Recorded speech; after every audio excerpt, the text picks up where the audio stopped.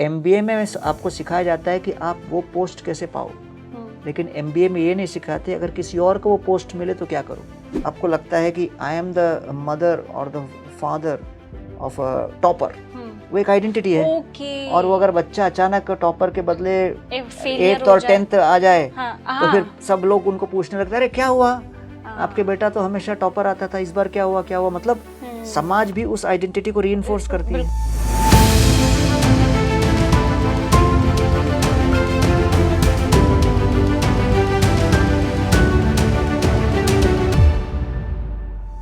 Hello and नमस्कार, मैं हूं आपकी दोस्त, आपकी होस्ट आंचल वर्मा और एक बार फिर से आप सभी दर्शकों का स्वागत है हमारे खास प्रोग्राम कनेक्ट विद अंतःकरण में। दोस्तों, आज के इस स्पेशल एपिसोड में हमारे साथ बहुत ही स्पेशल मेहमान हैं। मैं बात कर रही हूं इस्कॉन के जाने पहचाने चेहरे हैं ये, और देश के जाने माने स्पिरिचुअल गुरु, कॉर्पोरेट ट्रेनर हैं, एक मोटिवेशनल स्पीकर है, एक ऑथर है। मैं बात कर रही हूँ गौरांग दास प्रभु जी की। प्रभु जी, आपका बहुत बहुत स्वागत है। Welcome to our show. Hare Krishna. धन्यवाद Aanchal ji, thanks for inviting. जैसे कि मैंने आपके बहुत पॉडकास्ट देखे हैं, आपके बहुत सारी वीडियोस देखी है, आपकी जर्नी के बारे में, आपकी जो स्पिरिचुअल जर्नी उसके बारे में बहुत कम लोग डिस्कस करते हैं। तो आज ये हमें मौका मिला है आपसे बात करने का। तो मैं आपसे जानना चाहूँगी कैसी आपकी स्पिरिचुअल जर्नी स्टार्ट हुई है, क्योंकि आप IIT IIM से पढ़े हुए हैं। कभी मन में नहीं आया कि कंपनी का मालिक, डायरेक्टर बन जाऊं, CEO बन जाऊं और अच्छा पैसा कमाऊं, लेकिन आपने एकदम सन्यासी जीवन धारण कर लिया है। तो कैसे आपकी वो ट्रिगर पॉइंट क्या था कि जब आपने इस रास्ते को चुना? धन्यवाद आंचल जी। वैसे मैं भिलाई नाम का शहर है जो कि अभी छत्तीसगढ़ में, उस समय मध्य प्रदेश में था। मेरे पिताजी वहाँ स्टील प्लांट में जॉब करते थे, तो वहीं पर मैं पला बड़ा। अच्छा। 12th तक वहीं पे था। फिर मैं 1989 में IIT JEE पास किया, और उस समय कोटा के पहले भिलाई जो था IITian सप्लाई करने में बहुत आगे था। ओके। कोचिंग क्लास और ये वो सब वहाँ पे अच्छा चलता था। तो फिर मैं अपने सब दोस्त लोग, मैं जिनके साथ क्रिकेट वगैरह खेलता था, एक एक करके सब लोग IIT चलने लगे। तो हमारे से 2-3 साल पहले, और फिर 2 साल पहले, फिर 1 साल पहले सब लोग जाने लगे, तो हम भी चले गए। तो उसके बाद मेरा प्लान तो वैसे था कि US जाके MS वगैरह करना, लेकिन मन के किसी कोने में जीवन क्या है इसके विषय में भी एक जिज्ञासा थी। क्योंकि बॉलीवुड के कई अपन गाने सुनते थे, जिंदगी सफ़र है। तो सफ़र है तो फिर सफ़र मतलब डेस्टिनेशन तो होना चाहिए। बिल्कुल। तो आपने लाइफ जर्नी के बारे में पूछा, तो जर्नी के बारे में जब मैं सोचता था, अगर जर्नी है तो इसका डेस्टिनेशन क्या है? राइट। तो इस प्रश्न को मैंने कई लोगों से वैसे इनफॉर्मल कन्वर्सेशंस में पूछे। और वैसे आजकल आधुनिक शिक्षित समाज में ऐसे कोई फोरम भी नहीं है जहाँ पर आप ऐसे तत्वज्ञान के प्रश्न रख सको और उत्तर पा सको। तो अचानक उस समय मेरे मन में ये भी था कि भाई मृत्यु के आगे क्या होता है, कि मतलब बहुत सारे क्वेश्चंस आपके मन में रहते थे कि क्या है, क्या नहीं है, जिज्ञासा रहती थी। ये सब बाद में मालूम पड़ा कि पूर्व जन्मों के कई संस्कारों का प्रभाव भी रहता है, कि कई अनुभव हम कर चुके होते हैं और एक स्तर तक हम आते हैं। गीता में भगवान कहते हैं, नेहा विक्रमनाशोस्ति प्रत्यवायो न विद्यते। शरीर तो समाप्त हो जाते हैं, लेकिन आत्मा के पूर्व जितने भी संस्कार हैं, अनुभव है, वो चलते रहते हैं। तो फिर मैं अचानक 1992 की बात है, इस्कॉन के कई भक्तों से मैं मिला। अच्छा। और फिर गीता के विषय में परिचय हुआ। भिलाई में? नहीं, IIT बॉम्बे में। ओके। और मतलब वहाँ से चौपाटी में मंदिर था, वहाँ पे मैं जाता था। और जब गीता के विषय में जानने लगा तो मैं समझा कि वास्तव में आध्यात्म क्या है। तब फिर मुझे समझ में आया कि जैसे हॉस्पिटल शरीर की पीड़ा को दूर करता है, होटल भूख की पीड़ा को दूर करता है, पेट्रोल पंप और पेट्रोल स्टेशन जो है आपके ट्रैवल की पीड़ा को दूर करता है, वैसे इस जगत में हर व्यक्ति कोई ना कोई पीड़ा को दूर कर रहा है। तो फिर ये मंदिर और ये सारे आध्यात्म और जितने भी हैं, स्पिरिचुअलिटी की इस पीड़ा को दूर कर रहा है। तो मालूम पड़ा कि स्पिरिचुअलिटी भय की पीड़ा को दूर कर रहा है, और भय का मूल कारण गीता में बताया गया है परिवर्तन या चेंज। ओके। तो जैसे ही अपने जीवन में कुछ परिवर्तन होने लगता है, भय की आशंका होने लगती है, और सबसे बड़ा परिवर्तन जीवन में मृत्यु है। जब एक साथ सारी उपाधियां हमसे छीन ली जाती है, और उससे व्यक्ति सबसे अधिक आतंकित रहता है, और लोगों को लगता है मृत्यु का कोई उपाय नहीं। लेकिन गीता पढ़ के मालूम पड़ा कि मृत्यु भी एक ऐसी समस्या है जिसका समाधान ढूंढा जा सकता है, अर्थात मृत्यु के आगे भी हमारी जर्नी हम तय कर सकते हैं, निर्धारित कर सकते हैं, प्लान कर सकते हैं, उस जर्नी में इन्वेस्ट कर सकते हैं। तो जब आपने स्पिरिचुअलिटी की तरफ आप बढ़े तो वो आपके अंदर कौन सा भय था, किस चीज़ को लेकर था? मेरे मन के अंदर ये विचार था कि भाई ये मृत्यु है क्या, मृत्यु को लेकर, और मृत्यु के आगे क्या जीवन में क्या होता है या कुछ है कि नहीं। Is death a solvable problem? तो वो आपको अब सोल्यूशन मिल गया है? वो तो भगवत गीता में सोल्यूशन दिया गया है, और भारत का हर व्यक्ति भगवत गीता के विषय में तो सुना है, लेकिन भगवत गीता का विषय समझने में लोग थोड़ा समय नहीं बिता रहे हैं। तो आपके जो पेरेंट्स थे उन्होंने कभी आपको फोर्स किया कि नहीं आप इस रास्ते पे नहीं जाओ, आपको यही ही कमाई करनी है? क्योंकि उस टाइम पे तो यही होता था ना कि डॉक्टर बन जाओ, इंजीनियर बन जाओ, पैसा कमाओ, बस बाकी का और रास्ते तो सारे बंद ही थे। हाँ, ऐसे मेरा सौभाग्य था, मेरे पेरेंट्स भी बड़े जो है लार्ज हार्टेड और ब्रॉड लुकिंग थे, और उन्होंने कहा कि चलो अगर आपको इस दिशा में जाना है तो मैं तो देख रहा था कि जैसे कोई फौज में जाए तो फिर वो एक प्रकार की ड्यूटी रहती है और थोड़ा फैमिली से अलग रहना पड़ता है। वैसे रिसर्च में जाओ तो चाहे कुछ भी करो, तो इसको मैं गीता के रिसर्च और एकेडमिक्स के रूप में देखता हूँ, क्योंकि अधिकांश लोग जो इंजीनियरिंग कॉलेज से पास आउट होते हैं वो कॉर्पोरेट में जॉब करते हैं, लेकिन कुछ लोग हो सकता है इंजीनियरिंग कॉलेज से निकलकर प्रोफेसर बने। तो वैसे ही गीता सुनाई गई अर्जुन को, जो कि योद्धा थे, जो कि गीता को अपने जीवन में उतार रहे थे, गृहस्थ के रूप में थे, कई पत्नियां उनकी थी, बच्चे थे, अच्छा व्यवसाय था, सब कुछ था। So Arjuna was a practitioner of Bhagavad Gita, लेकिन मुझे लगा कि मुझे गीता का प्रोफेसर बनना है, तो मैंने एकेडमिक लाइन चुन लिया, और क्या। तो कभी आपको, खैर ये तो खैर बहुत ही सवाल वैसा होगा, कभी ऐसा लाइफ में नहीं आया कि मैंने गलत राह चुन ली जब आपका स्टार्टिंग इनिशियल टाइम था? क्योंकि कई बार ऐसा होता है ना कि स्टार्टिंग का जो ज्ञान होता है, स्पिरिचुअल ज्ञान खासकर, बहुत अच्छा लगता है ना, लेकिन एक स्टेज आती है कि नहीं अब नहीं हो पा रहा है, वापस चलते हैं उसी दुनिया में। तो कभी आपके मन में ऐसा नहीं आया? देखिए, मेरे मन में तो ऐसा कभी विचार आया नहीं, लेकिन आपके प्रश्न का मैं और पूर्ण रूप से उत्तर देते हुए कहूँगा कि अगर कोई व्यक्ति प्रोफेसर के लाइन में है और फिर बाद में उसको लगता है कि मैं एक्चुअल इंडस्ट्री में जाऊं, तो उसमें कोई विशेष बात नहीं है, वो एक प्रेफरेंस बदल रहे हैं। वैसे ही भगवत गीता को अगर हम टीच कर रहे हैं एज अ मॉन्क, तो वैसे ही कई लोग अपने जीवन में गृहस्थ के रूप में उसे अपना रहे हैं, और जो इस्कॉन है या बाकी जितने भी धार्मिक संस्था है जो सनातन धर्म के प्रचार में लगे हैं, हम लोग सभी का लक्ष्य यही है कि ये नहीं कि मंदिर के अंदर पूरी दुनिया को भर ले, लेकिन लोगों को प्रेरणा दे कि आप अपने घर को कैसे मंदिर बना सकते हो। आज की सोसाइटी में पेरेंट्स लोगों की थोड़ी ये मेंटालिटी होती है कि इतने सारे स्पिरिचुअल गुरुज हैं, उनके आगे हाथ जोड़ते हैं, उनके चरण स्पर्श करते हैं कि बहुत अच्छा जीवन आपने अपना लिया, लेकिन वहीं अगर बात उनके बच्चे की हो और उन्हें सन्यास, वो बात बोले कि पापा मम्मी मुझे सन्यास धारण करना है, तो उनका बिहेव एकदम अलग होता है कि दूसरा करे तो वाह वाह और अपना बच्चा करे तो इस राह पे क्यों। ऐसी मेंटालिटी कैसे है उनकी? नहीं, देखिए ये थोड़ा ज़्यादा हाइप्ड अप टॉपिक है, क्योंकि स्टैटिस्टिकली देखा जाए तो हम लोग जैसे जो वैराग्य में है वो 0.001% भी नहीं है सोसाइटी में। अच्छा, तो ये बहुत ही माइनॉरिटी में है। कपड़े का रंग अलग है, हेयर स्टाइल अलग है, तो उठ के दिखते हैं, लेकिन नंबर्स में हम लोग ज़्यादा नहीं है, तो चिंता वाली कोई बात नहीं है। बहुत ही छोटे नंबर में इतिहास में रहे, वर्तमान में है, और भविष्य में भी हम लोग का हमेशा नंबर बहुत ही माइक्रोस्कोपिक माइनॉरिटी में ही रहेगा। इसलिए कभी किसी को चिंता करने की आवश्यकता नहीं है। अधिकांश हम ये चाहते हैं कि जो लोग गृहस्थ में हों, बाल बच्चे वाले हों, उनको अपने घर को मंदिर बनाने के लिए 3 बातें करनी है। अच्छा, क्या? सबसे पहले हर घर में चाहे भजन हो ना हो, भोजन तो होता है। तो इसलिए भगवत गीता में भगवान कहते हैं, आहार शुद्धौ सत्व शुद्धि, सत्व शुद्धौ ध्रुव स्मृति, स्मृति लम्हे सर्वग्रंथि नाम विप्रमोक्षा। आहार को शुद्ध होना चाहिए, और भगवान कहते हैं भोग लगाकर उसे प्रसाद के रूप में स्वीकार कीजिए। तो ये हो गया कृष्ण प्रसाद। दूसरा भगवत प्रसाद। तो दूसरा हो गया भगवत कथा। हर एक व्यक्ति को घर में परिवार के सदस्यों के साथ कुछ न कुछ आदान प्रदान चर्चा तो करनी है, लेकिन अगर परिवार के सदस्य प्रतिदिन मिलकर केवल एक 10 मिनट गीता लें, रामायण लें, महाभारत लें, भागवत पुराण लें, कोई भी ग्रंथ लेकर सब मिलकर उस ग्रंथ से पढ़कर एक दूसरे को सुनाएं और चर्चा करें। तो आरंभ में 10 मिनट भी दीजिए, बस हो गया। लेकिन आपके 24 घंटे में वो 10 मिनट एक बहुत अलग स्तर का गुणवत्ता लेके आएगा। क्यों?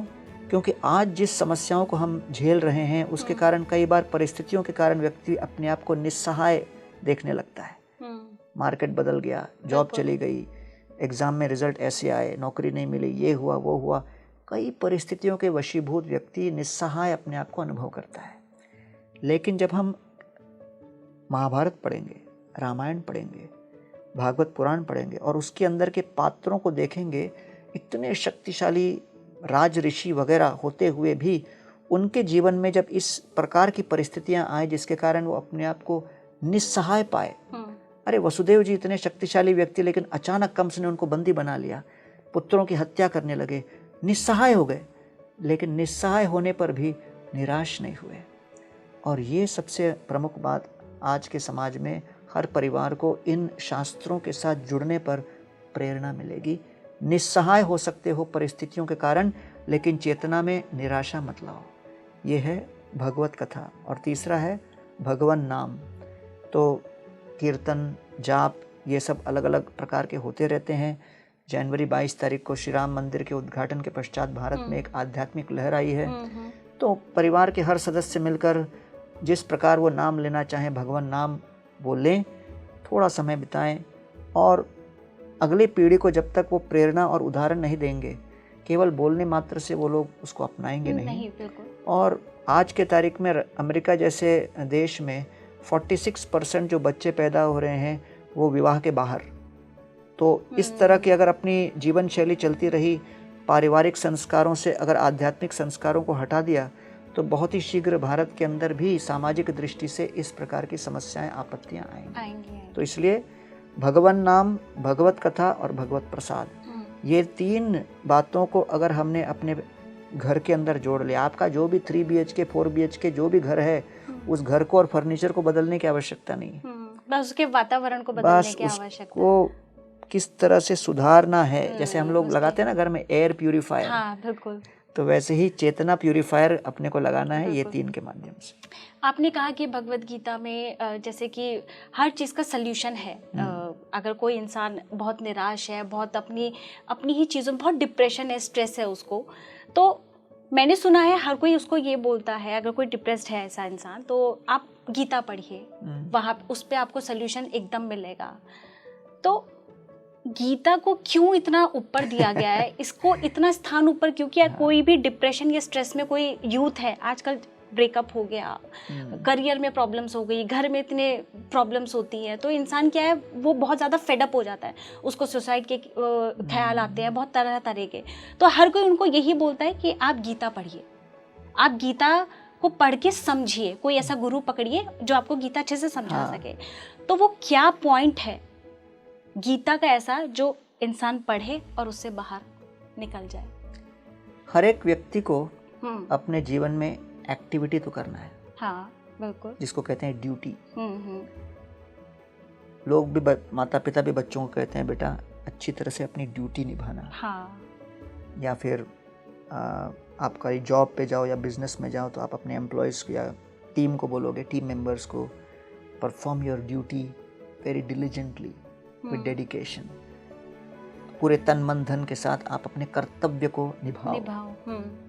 तो ये संपूर्ण भगवत गीता में सबसे प्रसिद्ध श्लोक है, कर्मण्येवाधिकारस्ते मा फलेषु कदाचन। कर्म करो, फल की चिंता मत करो। अर्थात ड्यूटी किस तरह करनी है, क्योंकि अर्जुन अचानक अपने ड्यूटी में परेशान हो गया। ड्यूटी के विषय में, कर्तव्य के विषय में अर्जुन के मन में शंका उत्पन्न हो गई। तो भगवान ने गीता इसलिए सुनाई, भविष्य की सभी पीढ़ियों को सनातन काल के लिए ये समझाने कि भाई जब आप कोई भी ड्यूटी करोगे, उस ड्यूटी के पालन में कई बाधाएं आएंगी। विवाह के दिन सब लोग बड़े प्रसन्न रहते हैं, आनंद रहते हैं। हनीमून का पीरियड में भी सब लोग खुशी सब रहते हैं। पहला 6-7 महीना बढ़िया रहता है, लेकिन हस्बैंड वाइफ एंड फैमिली वो भी एक ड्यूटी है। अब हम धीरे धीरे देख रहे हैं कि परिवार टूटते जा रहे हैं, सहनशीलता कम होती जा रही है और लोगों को लगता है ये ड्यूटी थोड़ी है, ये तो हम लोग का अपना जो है चॉइस है, ये है वो है करके। तो ड्यूटी जो है एक बहुत इम्पॉर्टेंट शब्द है और ये ड्यूटी धर्म से जुड़ा हुआ है। अच्छा, ड्यूटी शब्द जो इंग्लिश में है उसको हम लोग धर्म कहते हैं, ये हमारा धर्म है। और धर्म के 3 पहलू हैं। कौन कौन से? पहला है you have to be having steadiness in your identity. Okay, identity अर्थात व्यक्तित्व।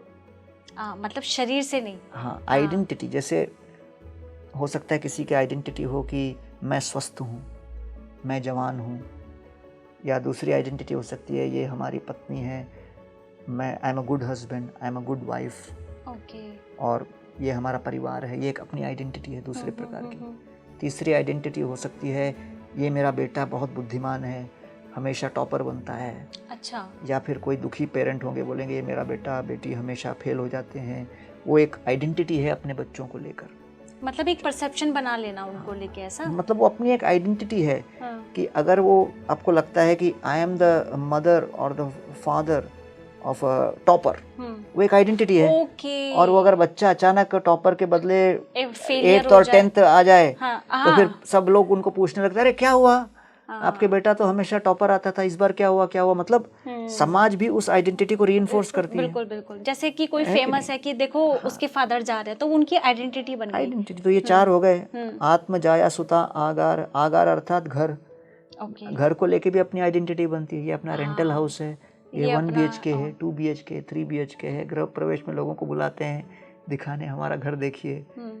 सुता, आगार, पशु। पशु अर्थात गाड़ी, छोटी गाड़ी भी हो सकती है और फिर ऑडी भी हो सकती है, और फिर आपका टेस्ला आजकल चल रहा है अमेरिका में, तो उससे भी रिलेटेड आइडेंटिटी अपनी गाड़ी चल रही है कि हम किस गाड़ी में हैं, वो एक अपनी आइडेंटिटी है। बिल्कुल। फिर द्रविण, पैसा कि हमारा कितना पगार है, कितना नेटवर्थ है, कितना कमा रहे हैं। तो कई बिजनेसमैन जब बिजनेस डाउन होता है तो उनकी आइडेंटिटी होती है कि I am a brilliant businessman, लेकिन बैलेंस शीट कुछ और दिखा रहा है। मार्केट क्रैश हो गया, अचानक दिवाला निकल गया, तो उनकी आइडेंटिटी है कि मैं बहुत ही सक्सेसफुल सफल बिजनेसमैन हूँ, लेकिन असलियत कुछ और है। तो आइडेंटिटी शेक हो जाता है ना, और इसके कारण कई लोग आत्महत्या कर लेते हैं। तो इसको कहते हैं आइडेंटिटी क्राइसिस।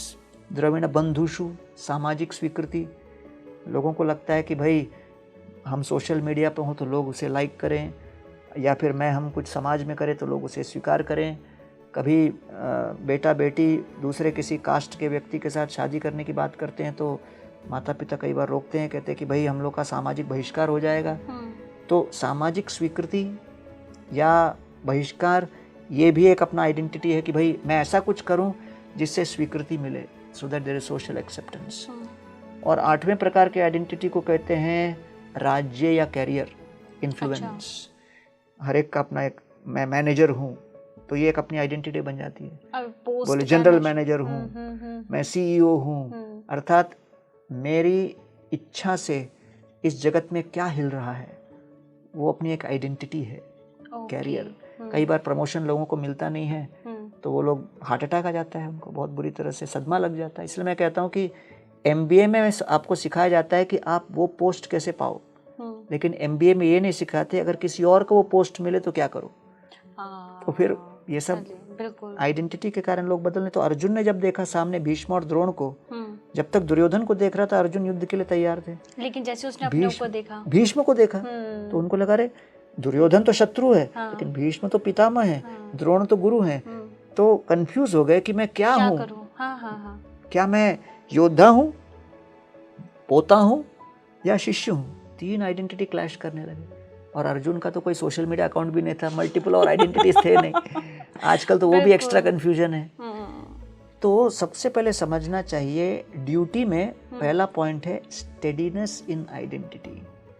और आप सुबह उठते ही साथ जब से फ़ोन चेक करना स्टार्ट करते हो, ये 8 जिसकी मैंने चर्चा की, इसके ये सब आपस में टकराने लगते हैं और हिलने लगते हैं। हर क्षण आपका कोई ना कोई इनमें से हिल रहा है। कभी बच्चों के साथ कुछ हो रहा है, पति के साथ कुछ हो रहा है, कभी कैरियर में कुछ हो रहा है, क्योंकि बैलेंस तो है ही नहीं ना लाइफ, एक को करने चलते तो दूसरा इम्बैलेंस हो जाता है। तो ये हमेशा आठों इम्बैलेंस मोड में ही रहेंगे। अच्छा, इसीलिए सबसे पहले हमको स्टार्ट करना है, इस आइडेंटिटी को स्टडी करना हो तो समझो कि एक आइडेंटिटी इसमें हिलती नहीं, वो मैं आत्मा हूँ, और वो आत्मा एक्चुअल में ओरिजिनलिटी है, परमात्मा का अंश है, ईश्वर का अंश है। तो इसलिए जीव या आत्मा प्रकृति, काल और कर्म के ऊपर जब शोषण करने का प्रयास करते हैं उसको कहते हैं भोग, और वो जीव जब ईश्वर के साथ अपने सानिध्य को स्वीकार करता है और संबंध बनाने का प्रयास करता है, जीव और ईश्वर के बीच के संबंध को कहते हैं योग। तो एक कनेक्शन जो होता है, तो उस कनेक्शन से क्या होता है, आपके प्रातःकालीन प्रार्थना के साथ एक स्टेडी आइडेंटिटी डेवलप होती है कि आज दिन भर में चाहे पति पत्नी के साथ कुछ हो, बच्चों के साथ कुछ हो, घर में कुछ हो, कैरियर में कुछ हो, धन के साथ कुछ हो, कुछ भी हो, लेकिन ये आइडेंटिटी तो नहीं बदलेगा। तो उसको कहते हैं स्थित प्रज्ञ। तो भगवत गीता में भगवान अर्जुन को कहते हैं, अर्जुन आपका स्वभाव क्षत्रिय का है, स्वधर्म क्षत्रिय का है, लेकिन स्वरूप जानना जरूरी है। तो भगवत गीता में सबसे पहले ड्यूटी को स्टडी बनाने के लिए सबसे पहले स्टडी आइडेंटिटी। तो ये पहला पहलू है धर्म का, आइडेंटिटी अपनी स्टडी होनी चाहिए। धर्म का दूसरा पहलू है कि awareness of your responsibility based on this identity. आप बोले मैं माँ हूँ, तो अगर आपकी वो आइडेंटिटी है कि मैं माँ हूँ, तो उससे संबंधित आपके कई दूसरे जिम्मेदारियां, उत्तरदायित्व, रिस्पॉन्सिबिलिटीज होंगी। बिल्कुल होंगी। और जब वो आइडेंटिटी हिल जाए तो फिर अचानक वो रिस्पॉन्सिबिलिटी को लेकर भी आप कंफ्यूज हो जाओगे, मुझे करना क्या है। हाँ, तो जो कि नॉर्मली होता है। हाँ, जो बच्चे अगर नहीं मानते बात, अपन कुछ बोले उसके विपरीत कुछ करें, तो फिर आपके मन में भी आता है यार ये मैं क्यों इतना सर फोड़ रही हूँ, माँ के रोल को लेके इतना सीरियस क्यों हूँ, वो तो है ही नहीं सीरियस। तो फिर आप भी सोचते हो कि मैं अपने माता का जिम्मेदारी पूरी तरह निभाऊं कि नहीं निभाऊं, कि छोड़ो भाड़ में जाए, जो करना है करने दो। तो steadiness in identity is followed by awareness of responsibility, and then the third thing is based on that there is consistency in activity. अगर आपका आइडेंटिटी स्टडी रहेगा, रिस्पॉन्सिबिलिटी के विषय में आप अवेयर रहोगे, तब आप कंसिस्टेंट एक्टिविटी कर पाओगे, नियमित रूप से आप उस कार्य को आगे बढ़ाते रहोगे, चाहे कितनी भी बाधाएं क्यों ना आए। तो ये तीन पहलू भगवत गीता में तीनों को मिलाकर कर्तव्य कहा गया है, ड्यूटी। क्या हमारा व्यक्तित्व, हमारी उत्तरदायित्व, और फिर उसके आधार पर हमारे कार्य, identity, responsibility and activities. So when identity is steady, you are aware of responsibility and you are consistent in your activity. All three together become your dharma or your duty. मतलब शरीर से जुड़े हुए जितनी भी चीजें हैं वो आपकी बिगड़ सकती हैं, लेकिन जो एक सोल है, वो परमानेंट है, वो आपसे कोई नहीं छीन सकता। और वो सोल का एक सनातन नाता है सनातन ईश्वर के साथ। तो इस आत्मा का सनातन संबंध सनातन ईश्वर के साथ को सनातन धर्म कहते हैं। तभी वो जो हमेशा है उसे कोई हिला नहीं सकता। धर्म अर्थात ड्यूटी, सनातन अर्थात इटर्नल। तो सनातन धर्म अर्थात यही बात है जिसकी चर्चा इतनी होती है, उसको मैंने सरल शब्दों में समझा दिया, बहुत इजी शब्दों में, क्योंकि सनातन धर्म की अपनी अलग अलग सबकी परिभाषाएं हैं। लेकिन अगर इसे बहुत ही इजी वे में समझे तो बहुत अच्छा आपने समझाया है। मेरा एक बहुत टाइम से ये प्रश्न था कि ये किस कैटेगरी में जाएगा, ये पाप के खाते में जाएगा या पुण्य के खाते में जाएगा। ये प्रश्न ऐसा है कि जैसे कि मान लीजिए एक भिखारी है, उसने मुझसे कुछ मांगा और मैंने उसे दान में पैसे दे दिए। अब उसने उस पैसे का जो यूज़ है वो किसी गलत चीज़ में किया, चाहे उसने अपने लिए कुछ ड्रग्स के लिए कुछ चीज़ें ले ली हो या कुछ नाइफ ले लिया हो जिससे वो दूसरों को नुकसान पहुंचा सके। तो मैंने तो भावना दी उससे कि ये अपना कुछ खा ले, इसका कुछ भला हो जाए, लेकिन वो उन पैसों का यूज़ किसी गलत चीज़ में कर रहा है। तो ये मेरे अकाउंट में किस खाते में जाएगा, पाप के खाते में जाएगा कि पुण्य के खाते में जाएगा? तो गीता में सबसे पहले भगवान डिस्क्लेमर देते हैं कर्म को लेके। क्या? भगवान कहते हैं किम कर्म किम अकर्मेति कवयो पत्र मोहिता। कर्म क्या है, अकर्म क्या है, इसको देखकर बड़े बड़े मनीषी भी मोहित रहते हैं। कर्मणो ह्यपि बोद्धव्यम बोद्धव्यम च विकर्मणा अकर्मणश्च बोद्धव्यम गहना कर्मणो गति। कर्म, अकर्म और विकर्म, 3 कॉन्सेप्ट्स कृष्ण ने गीता में दिए हैं। अच्छा, इसमें अकर्म क्या है? अकर्म अर्थात शास्त्र के अनुसार, शास्त्र सम्मत विधि विधान के अनुसार जब आपने कार्य किया एज पर लॉ, मतलब मैंने उसको पैसे दिए। हाँ, मतलब देखिए, मतलब आप ट्रैफिक सिग्नल पे खड़े हो, रेड सिग्नल है तो रेड पे आप खड़े हो गए, हाँ। ग्रीन आया तो आप चले, हाँ। तो you are following the law, तो इसको बोलते हैं अकर्म। अच्छा, ठीक है, ठीक है। हाँ। दूसरा आ गया विकर्म। विकर्म मतलब आपने देखा कि रेड सिग्नल है, फिर भी चलो हम तोड़ेंगे, आप निकल पड़े, है कि नहीं? तो ये हो गया विकर्म, विकर्म हो गया। और तीसरा हो गया कर्म, जो कि आप रेड सिग्नल भी देखे और आप सोच रहे हो करे क्या करे, आप फॉलो भी नहीं कर रहे हो और वहां पर खड़े भी हैं और मैं निकल भी और रूल भी तोड़ दिया, तो फिर आप कंफ्यूज्ड हो उसमें। तो कर्म जो है, अधिकांश लोग अपने इतने भ्रमित रहते हैं। हाँ, तो इसमें ये जो है, जो ग्रीन सिग्नल आने पर चले उसको हम कहेंगे कर्म। और जो ट्रैफिक पुलिसमैन है, जो वहां पर ग्रीन आने पर लोगों को जाने देता है और बहुत बिजी है और इतनी ट्रैफिक है कि वो संभाल नहीं पा रहा, आप जाकर उसको कहो मैं सहायता करूं क्या आपकी ट्रैफिक को रेगुलेट करने में, तो कई बार सिविल सिटीजन्स भी आते हैं, हेल्प करते हैं। वो जो काम कर रहा है उसकी सहायता करने में, उसको कहते हैं अकर्म। अर्थात आप डायरेक्ट प्रशासन की सेवा करो, सरकार की सेवा करो, सरकार के साथ जुड़ जाओ, वो है अकर्म। सरकार मतलब ईश्वर यहाँ पे, अगर उस इस सिचुएशन के हिसाब से तो वो पुलिसमैन वाला है। हाँ। तो इसीलिए जो सिटीजन 3 प्रकार के होते हैं। एक क्रिमिनल जो जेल में है, हाँ। दूसरा कॉमन मैन जो लॉ अबाइडिंग, टैक्स भी भर रहा है, ये भी कर रहा है, वो कर रहा है, वो कर्म। तीसरा ब्यूरोक्रेट जो सरकार की सहायता कर रहा है, सरकार के लिए काम कर रहा है, जो सरकार के लिए काम कर रहा है ब्यूरोक्रेट, वो है अकर्म। तो जो भक्ति करता है कृष्ण की सरकार में आकर बोलता है मैं आपकी सहायता करूंगा, तो हम लोग उसकी सरकार के ब्यूरोक्रेट बन जाते हैं। अच्छा, तो वो अकर्म में आ गया। अकर्म में आ गया। तो ये 3 श्रेणी हो गए। ठीक है। तो अभी आपने जो है देखा, किसी को कुछ चाहिए तो दातव्यम इति यद्दानम दीयते अनुपकारिणे देशे काले च पात्रे च तद्दानम सात्विकम स्मृतम। तो दान भी 3 श्रेणी के होते हैं, तमोगुणी, रजोगुणी और सत्वगुणी। तो अगर आपने किसी को दान दिया और उसने उसका दारू पिया तो तमोगुणी दान हो गया। आपने उसको दान दिया और दान देकर फिर उसने जो है उसको कहीं जुआखोरी में लगा दिया और अपने पैसे को बढ़ाने के चक्कर में, उसका इंटेंशन सही था कि मैं बढ़ाऊंगा, लेकिन वो जुआ हुआ खेल के कर रहा है, वो दान रजोगुणी हो गया।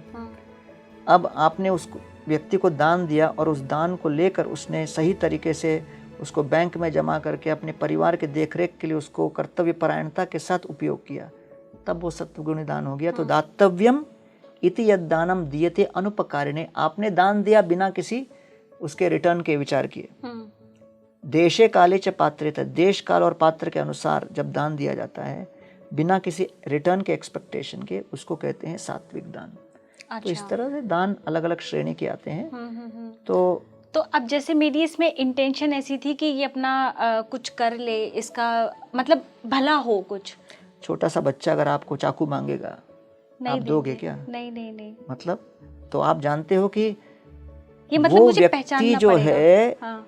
इस विवेक शक्ति से अभी पूरी तरह विहीन है कि वो समझ सके मेरे लिए अच्छा क्या है, बुरा क्या है। So you have to have the parental protection. तो अगर आप ऐसे व्यक्ति को कुछ दे रहे हो तो पेरेंट के दृष्टिकोण से देखो कि भाई इसके लिए सही है या नहीं exactly. है। वो मतलब हम लोगों को देखना पड़ेगा, परखना पड़ेगा कि इसको देना ठीक है या नहीं है।